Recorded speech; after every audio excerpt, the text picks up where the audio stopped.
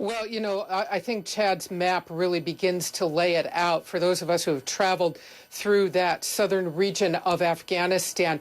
This is an area on the Afghan side that has both desert and mountains. On the Pakistan side, the same thing. So that's the geology you're dealing with. But what is the security implication of what we're dealing with here? That is going to emerge over the coming hours. This is an area on both sides of the border where the insurgents have been very active. There have been U.S. military operations. As we know, the CIA flies unmanned drones through this region, as does the U.S. military. On the Afghan side, there's been plenty of activity.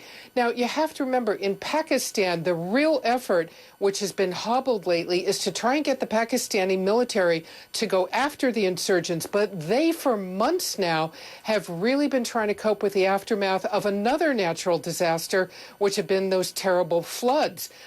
So if they now have another natural disaster, this earthquake situation, there could be a real security implication here emerging, which is that the Pakistani military once again delayed in trying to go after the insurgents. The U.S. has been trying to convince them to get moving in an area far to the north of where this earthquake has hit. But nonetheless, the Pakistanis have been saying, we're tied up with flood relief. We can't worry about this insurgent activity just right now. Another earthquake, another natural disaster is not what is needed in this country.